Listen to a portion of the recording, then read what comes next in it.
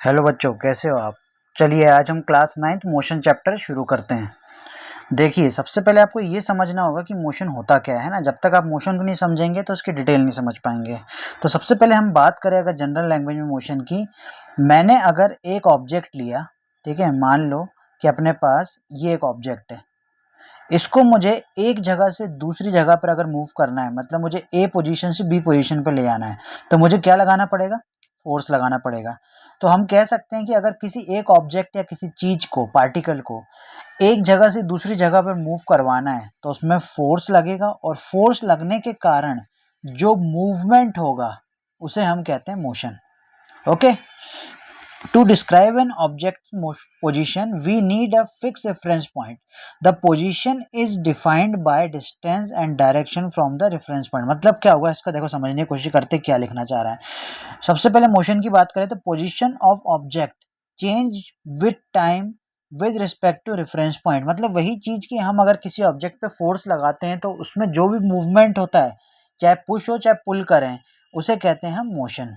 Okay. Rest क्या होता है कि कोई ऑब्जेक्ट में कोई चेंजेस नहीं हो रहा, एक जगह पे रखी तो रखी हुई है, कि एक पर्सन है वो एक जगह पे खड़ा हुआ है तो खड़ा हुआ है, टेबल जो है एक जगह पे रखी हुई है तो रखी हुई है। Okay.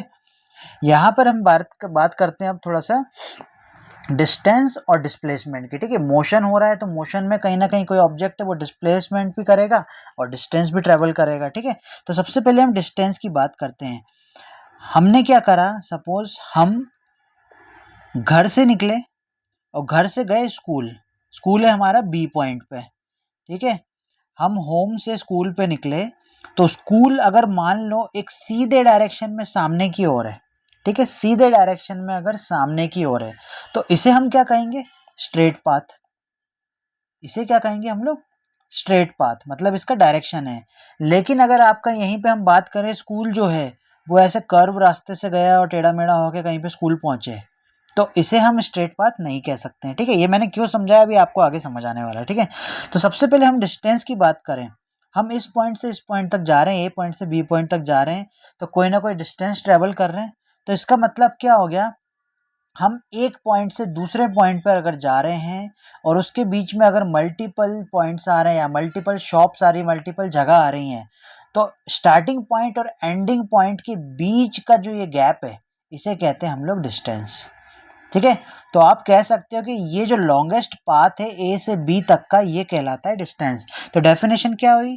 Total path length covered. ठीक है, उसका डिस्प्लेसमेंट की बात करें तो डिस्प्लेसमेंट का मतलब क्या होता है? Shortest path. Shortest path travel by a body. Shortest path travel by a body. अब दोनों में डिफरेंस क्या हुआ, फिर से मैं आपको एक बार समझाता हूँ। डिस्टेंस का मतलब क्या हुआ? Longest path covered by body. और डिस्प्लेसमेंट का मतलब क्या हो गया? Shortest path covered by body. अब मैं एग्जांपल देता हूँ। सपोज आपको स्कूल से घर जाना है, अब बीच में मान लो एक दुकान हो गई और दुकान पे आपने बोला कि चलो भाई हम डेयरी मिल्क खा लेते हैं, ठीक है, या हम क्या करते हैं यहाँ पे गन्ने का जूस पी लेते हैं। ठीक है, तो ये जो बीच में एक पॉइंट आ गया इसको हमने नाम दे दिया सी। तो आपको जाना तो ए से बी था, लेकिन बीच में एक पॉइंट पड़ा सी जहाँ पे आप रुके, तो ये जो लॉन्ग पाथ में शॉर्ट पाथ आ गया जहाँ पर आप रुके, इसे कहते हैं डिस्प्लेसमेंट। ठीक है, लेकिन फिर आप सी से आगे बढ़े और फिर से बी पे गए, तो सी से बी तक का जो डिस्टेंस है ये भी क्या कहलाता है? डिस्प्लेसमेंट। लेकिन आपने जब ये पूरा कवर कर दिया ए से लेके बी तक, इसे कहते हैं डिस्टेंस। ओके, आई होप आपको समझ आ गया होगा एग्जाम्पल। अब इसकी कुछ अपन लोग प्रॉपर्टीज पढ़ लेते हैं। सबसे पहले डायरेक्शन की बात करें। डिस्टेंस में हमेशा डायरेक्शन होता है, मतलब आपको ये पता होता है कि मुझे स्कूल से घर जाना है या घर से स्कूल जाना है, ठीक है। लेकिन आपको डिस्प्लेसमेंट, सॉरी, आपको पता होता है लेकिन इसमें डायरेक्शन नहीं होता। हो सकता है कि रास्ता ऐसे टेढ़ा मेढ़ा होकर कहीं घर पे पहुंचे, है ना। लेकिन अगर आप इस पॉइंट से इस पॉइंट पे जा रहे हो, फिर इस पॉइंट से इस पॉइंट पे जा रहे हो, ठीक है, डी पे, फिर इधर से इधर जा रहे हो ई पे, फिर ई से जा रहे हो एफ पे, एफ से जा रहे हो पी पे, पी से जा रहे हो क्यू पे, तो ये जो छोटे छोटे गैप दिख रहे हैं ये हमेशा आपको ना एक डायरेक्शन दिखाएंगे। इसे कहते हैं हम लोग डिस्प्लेसमेंट। तो डिस्टेंस जो है वो स्केलर क्वांटिटी होती है जिसमें डायरेक्शन की जरूरत नहीं होती है, और डिस्प्लेसमेंट जो होती है वेक्टर क्वांटिटी होती है जिसमें डायरेक्शन की जरूरत होती है। स्केलर मतलब नो डायरेक्शन और वेक्टर मतलब डायरेक्शन। यूनिट क्या होती है दोनों की? मीटर होती है। ठीक है, अब ये क्या जीरो हो सकता है? हो सकता है। अगर ऑब्जेक्ट मूव ही नहीं कर रहा तभी वो जीरो होगा, अदरवाइज मूव कर रहा है तो जीरो नहीं हो सकता। लेकिन डिस्प्लेसमेंट की बात करूं, सपोज एक पर्सन है, उसको ए पॉइंट से बी पॉइंट तक जाना है और बी से वापस ए पे लौट के आ जाए, ठीक है, वापस लौट के आ जाए, तो उस केस में कहेंगे कि उसका डिस्प्लेसमेंट कुछ हुआ ही नहीं है। मतलब गया और वापस उसी पॉइंट पर आ गया, मतलब क्या हुआ, उसने कुछ करा ही नहीं, वो तो उसी पॉइंट पे दिखाई दे रहा है। तो सामने वाला पर्सन क्या बोलेगा, भाई तू तो गया ही नहीं, क्योंकि मैंने तो तुझे देखा ही नहीं। ठीक है, इसे कहते हैं डिस्प्लेसमेंट, कि एक पॉइंट से दूसरे पॉइंट पे जाए और वापस उसी पॉइंट पे लौट के आ जाए। ठीक है, क्लियर। चलो अब यहाँ पे अपन बात करते हैं स्ट्रेट लाइन मोशन की। ठीक है, किसकी बात कर रहे हैं हम, स्ट्रेट लाइन मोशन की।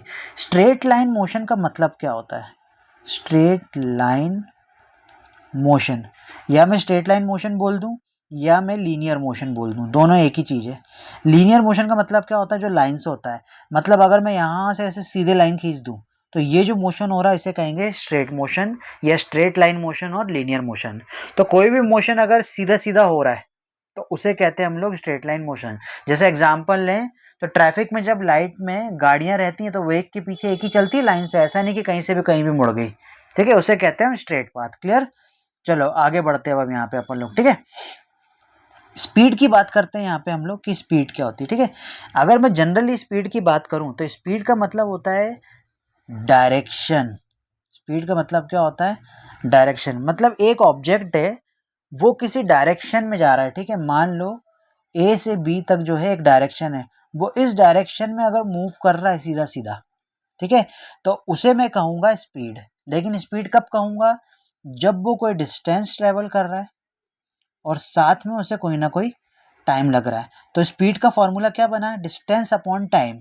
ठीक है, तो आप स्पीड का फॉर्मूला क्या बोल सकते हो, when object move with some distance with respect to time is called speed. ठीक है, स्पीड क्या होती है, हमेशा एक स्केलर क्वांटिटी होती है। स्पीड क्या होती है, एक स्केलर क्वांटिटी होती है। अब ये पाथ जो तुम्हें स्ट्रेट दिख रहा है ना, ये स्ट्रेट जरूरी नहीं है।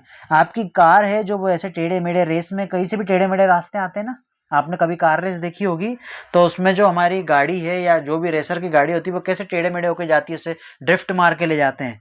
तो ये जो ड्रिफ्टिंग होती है ये सब क्या होती है, स्पीड के अंदर आती है, क्योंकि इसमें पर्टिकुलर डायरेक्शन नहीं होता। ठीक है, इसके बाद बात करें क्या ये जीरो हो सकता है, हाँ हो सकता है। मूवमेंट ही नहीं हुआ तो क्या हो जाएगा, जीरो हो जाएगा, सिंपल। ठीक है, अब इसी से निकल के आता है एवरेज स्पीड। एवरेज स्पीड का मतलब क्या होता है, टोटल डिस्टेंस ट्रेवल। स्पीड में मैंने क्या बताया था, डिस्टेंस, और इसमें आता है टाइम इंटरवल। टाइम इंटरवल का मतलब क्या होता है मैं समझाता हूँ तुम्हें। ठीक है, एक पर्सन है, उसको ए बी सी तीनों पॉइंट पे जाना है। यहाँ से यहाँ तक का डिस्टेंस है 5 मीटर, यहाँ से यहाँ तक का डिस्टेंस है 5 मीटर। इसको इस 5 मीटर को ट्रैवल करने में 2 सेकंड का समय लगा और इसको लगा 3 सेकंड का समय। तो वो बोलेगा कि भाई एवरेज स्पीड बताओ। तो आप क्या करोगे, जो भी आपके पास डिस्टेंस होगा ना आप उसको प्लस कर दोगे, आपके पास कितना आएगा 10 मीटर। फिर आप एक बार क्या करोगे, जो भी आपके पास टाइम होगा उसको प्लस करोगे, आपके पास आ गया 4 सेकंड, और दोनों को एंडिंग में क्या कर दोगे, डिवाइड कर दोगे। तो जब इसको आप डिवाइड करोगे तो आपको एक रिजल्ट मिलेगा लगभग कितना, 2.5। इसको आप कहोगे स्पीड। ठीक है, स्पीड की यूनिट क्या होती है, मीटर पर सेकंड। तो आपका आंसर हो जाएगा 2.5 मीटर पर सेकंड। क्लियर, यहीं पे एवरेज स्पीड हो गई है। ठीक है, तो स्पीड एवरेज स्पीड दोनों में अंतर समझ आया। स्पीड मतलब कि जो भी डिस्टेंस आपको दिया है और टाइम, और एवरेज स्पीड मतलब क्या हो गया कि हर पॉइंट पे जितनी बार वो डिस्टेंस ट्रेवल कर रही है और जितना टाइम लग रहा है। ठीक है, अब आती है बात वेलोसिटी की। तो वेलोसिटी का मतलब क्या होता है और स्पीड का क्या होता है। देखो, स्पीड और वेलोसिटी में एक ही डिफरेंस है। मैं आपको अगर कह दूं स्पीड इन डायरेक्शन, तो ये डेफिनेशन बन जाएगी वेलोसिटी की। ठीक है, कोई भी चीज अगर मूव कर रही है एक डायरेक्शन में, मैंने बोला कि भाई यहां से सीधे ऊपर जाओ, जैसे रॉकेट जाता है एकदम स्ट्रेट जाता है पहले ऊपर, हवाई जहाज जो है वो चलता है, एरोप्लेन तो पहले सीधे ही चलता है। ठीक है, ट्रैफिक में जो लाइट अपन गाड़ी चलाते हैं उसको भी कैसे ले आते हैं, सीधी सीधी सीधी ले आते हैं। ठीक है, तो ये जो डायरेक्शन वाली चीज है, कोई ऑब्जेक्ट है वो मूव कर रहा है, कोई डिस्टेंस ट्रेवल कर रहा है टाइम के साथ, उसे कहते हैं हम लोग वेलोसिटी। तो वेलोसिटी क्या है, डायरेक्शनल है, इसका मतलब ये क्या होगी, वेक्टर होगी। एवरेज स्पीड क्या थी, स्केलर थी जिसमें डायरेक्शन की जरूरत नहीं थी। अब बोलोगे क्या ये जीरो हो सकती है, हाँ हो सकती है। कब ये जीरो होगा, जब डिस्प्लेसमेंट जीरो है। सपोज यहाँ से यहाँ तक गए और वापस यहीं पे आ गए, तो वेलोसिटी क्या हो गई, जीरो हो गई, सिंपल बात है। ठीक है, वेलोसिटी दो टाइप की होती है, एक होती है इनिशियल वेलोसिटी और एक होती है फाइनल वेलोसिटी। ठीक है, ये इनिशियल और फाइनल क्या होती है, सपोज एक ऑब्जेक्ट, एक पर्सन है, उसने इस पॉइंट से चलना चालू करा और वो इस पॉइंट पर पहुंच गया एक टाइम बाद। तो ये जो स्टार्टिंग में उसने चलना चालू करा और उसकी जो वेलोसिटी थी, स्टार्टिंग में चलना चालू करा लेकिन उससे पहले तो रेस्ट पोजीशन पे था ना। तो कोई भी ऑब्जेक्ट अगर किसी जगह से स्टार्ट कर रहा है या फिर रेस्ट वर्ड आ रहा है क्वेश्चन में, तो वहां कहते हैं कि उसकी इनिशियल वेलोसिटी जो है वो क्या है, 0, जिसको हम डिनोट करते हैं स्मॉल u से। ठीक है, स्मॉल वेलोसिटी, इनिशियल वेलोसिटी को u से डिनोट करते हैं। यही हम फाइनल वेलोसिटी की बात करें तो यहाँ से यहाँ तक मूव करने में उसको 4 मीटर पर सेकंड की वेलोसिटी लगी। ठीक है, इस पॉइंट पर मूव करने में, तो इसे कहते हैं फाइनल वेलोसिटी 4 मीटर पर सेकंड, और इसको डिनोट करते हैं v से। तो u और v समझ आ गया। ठीक है, चलो थोड़ा सा आगे बढ़ते हैं तो और चीज़ें समझ आएगी आपको धीरे धीरे। अभी मैंने समझाया कि वेलोसिटी कितने टाइप की हो सकती है। ठीक है, अब आगे बढ़ते हैं, डिटेल में देखते हैं कि और क्या क्या चीज़ें हमें यहाँ पे दिख रही है। ठीक है, नेक्स्ट आता है एक्सेलरेशन। एक्सेलरेशन का मतलब क्या होता है आपको सिंपल समझना है। जब आप गाड़ी चलाते हो, गाड़ी में जब आप एक्सीलेटर देते हो एक्टिवा या बाइक पे, तो या तो वो आगे की ओर देते हो या तो हल्का से पीछे की ओर देते हो। जब एक्सीलेटर आगे देते हो तो गाड़ी आगे भागती है, एक्सीलेटर हल्का से पीछे करते हो तो गाड़ी स्लो हो जाती है। ठीक है, इसे ही कहते हैं हम एक्सेलरेशन। ठीक है, तो एक्सेलरेशन का क्या बन गया, अगर यहाँ पे मैं देखा जाए तो एवरेज एक्सेलरेशन का फॉर्मूला क्या बन गया, final velocity minus initial velocity. ठीक है, मेरे पास एक पॉइंट से दूसरे पॉइंट तक मूव करा मैंने, यहाँ पे जो फाइनल वेलोसिटी आई थी 4 मीटर पर सेकेंड और जो इनिशियल वेलोसिटी आई थी 0। जब मैं इन दोनों को माइनस कर दूं और जितना टाइम लग रहा है उससे डिवाइड कर दूं, टाइम मान लो इसको लगा 5 सेकंड का, और इसको डिवाइड कर दूं तो मेरे पास रिजल्ट किसका निकल के आ जाता है, एक्सेलरेशन का निकल के आ जाता है। ओके, ये होता है हमारा एक्सेलरेशन या एवरेज एक्सेलरेशन। ठीक है, एक्सेलरेशन कितने टाइप के होते हैं, पॉजिटिव एक्सेलरेशन, नेगेटिव, जीरो और कांस्टेंट। पॉजिटिव का मतलब क्या होता है, जब कोई ऑब्जेक्ट ना उसकी वेलोसिटी कंटिन्यूसली बढ़ती जा रही है और मोशन के डायरेक्शन में जा रहा है। ठीक है, जैसे मैंने क्या करा, आगे की ओर एक्सीलेटर दिया, तो मैं उसमें कहूँगा वेलोसिटी बढ़ रही है क्योंकि मैं एक डायरेक्शन दे रहा हूँ गाड़ी को, तो यहाँ पे पॉजिटिव एक्सेलरेशन हो गया। लेकिन जैसे ही आपने एक्सेलरेशन को नेगेटिव करा, पीछे की ओर करा, तो उसे कहेंगे हम लोग नेगेटिव एक्सेलरेशन, या दूसरा वर्ड आता है रिटार्डेशन। इसमें कंफ्यूज मत होना, इंपॉर्टेंट वर्ड है, रिटार्डेशन का मतलब होता है नेगेटिव एक्सेलरेशन। ठीक है, जीरो एक्सेलरेशन मतलब क्या हो गया कि कोई भी गाड़ी है उसकी वेलोसिटी एक जैसी होगी, कांस्टेंट हो गया। मतलब यहाँ से यहाँ तक जब ऑब्जेक्ट मूव कर रहा है ना तो एक ही वेलोसिटी से चल रहा है, मान लो 4 मीटर पर सेकंड, और वो बदल ही नहीं रही, लगातार यहाँ से यहाँ तक पहुँच गया लेकिन 4 मीटर पर सेकंड है। उसे कहते हैं जीरो एक्सेलरेशन, मतलब कोई भी आगे की और पीछे की ओर मूवमेंट नहीं हुआ, एक जैसा मूवमेंट है। और कांस्टेंट एक्सेलरेशन मतलब क्या होता है कि वेलोसिटी जो है ना वो चेंज हो रही है इक्वल अमाउंट में with respect to equal interval of time. मतलब क्या हो गया, एक गाड़ी है उसको 3 पॉइंट पे जाना है ABC, यहाँ पे अगर 4 मीटर 2 सेकंड में ट्रैवल कर रही है तो अगला भी 4 मीटर 2 सेकंड में ट्रैवल करेगी। तो यहाँ भी 4 मीटर पर सेकंड की वेलोसिटी और यहाँ भी 4 मीटर पर सेकंड, ऐसा कहना चाह रहा है वो। ठीक है, जिसमें वेलोसिटी और टाइम क्या लगे, दोनों के दोनों सेम हो जाए, तो ये अपने को याद रखना है। ठीक है, चलो आगे बात करते हैं। यहाँ पे अब अपन लोग, जब भी आपको क्वेश्चन में आए कि ब्रेक लग रहा है, ठीक है, न्यूमेरिकल आते हैं इसके, जब भी ब्रेक लग रहा है तो ब्रेक वाले केस में क्या याद रखना है आपको कि अगर ऑब्जेक्ट ना, जैसे एक साइकिल है वो A से B पॉइंट पर पहुंची, तो शुरू में जो वेलोसिटी वो तो 0 थी, लेकिन यहाँ पर पहुंचते पहुंचते फाइनल वेलोसिटी मान लो उसकी कितनी होगी, 4 मीटर पर सेकंड। और उसके कुछ देर बाद क्या हुआ, उसके कुछ देर बाद क्या हुआ, यहाँ पर उसने ब्रेक लगाया। ठीक है, इस पॉइंट पे क्या करा, उसने ब्रेक लगाया। जैसे ही वो ब्रेक लगाएगा वहां पे जो उसकी वेलोसिटी है वो गिर जाएगी ना, ऑटोमेटिकली स्लो हो जाएगी। तो वहां पे जब वो स्लो होगी, ठीक है, अब वो स्लो हो रही है तो इसका मतलब क्या हुआ कि ये जो हमारे पास फाइनल वेलोसिटी थी ना, अब वो इसका स्टार्टिंग पॉइंट हो गया, क्योंकि 4 मीटर पर सेकंड की स्पीड तो उसने पकड़ ली, उसके बाद स्लो हो रही, मतलब ये हाईएस्ट पॉइंट हो गया। तो ये अब इस पोजीशन से, ये वाली जो पोजीशन है, यहाँ से इनिशियल पॉइंट लिया जाएगा, तो इसको बोलेंगे हम लोग इनिशियल वेलोसिटी। और जब यहाँ से यहाँ पहुँच जाएगी, ठीक है, एक और पॉइंट C पर, यहाँ पर, तो उसे कहेंगे हम लोग फाइनल वेलोसिटी। तो ब्रेक वाले केस में 2 इनिशियल होती है और 2 फाइनल होती है, ये अपने को याद रखना है। समझ नहीं आया तो फिर से वीडियो बैक करके देखना, आपको समझ आ जाएगा। ठीक है, चलो ये तो हो गया हमारा थियोरेटिकल पार्ट। ठीक है, अब यूनिफॉर्म मोशन का अगर ग्राफ बनाना है तो आप कैसे बनाओगे, एक गाड़ी है, ठीक है, मान लो वो मूव कर रही है, तो नीचे हमेशा जो आता है ना वो आता है टाइम, और इस वाले वाई एक्सिस पे हमेशा होता है डिस्टेंस, ठीक है।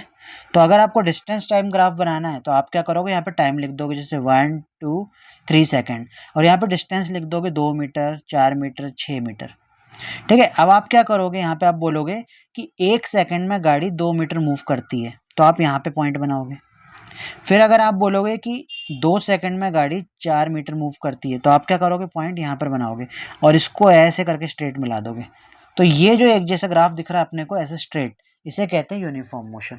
ओके, नॉन यूनिफॉर्म मोशन अगर आएगा ना तो आपका ग्राफ पता कैसा हो जाएगा, ऐसा जाएगा और ऐसे ऐसे ऐसे टेढ़ा हो जाएगा। अभी मैं ऊपर ऊपर का बता रहा हूँ, बाद में देखेंगे दूसरे वीडियो में डिटेल में, ठीक है। ये होता है नॉन यूनिफॉर्म और यूनिफॉर्म, ठीक है। ऐसी वेलोसिटी टाइम ग्राफ भी होता है, एक्सेलरेशन का ग्राफ भी होता है, उन सबको हम डिटेल में बाद में देखेंगे। Okay, clear. तो ये था इसका थ्योरेटिकल पार्ट पूरा, जो आपको अच्छे से समझ के पढ़ना है, ठीक है। आई होप आपको वीडियो समझ आया होगा, थ्योरेटिकल पूरा पार्ट। Okay, bye bye.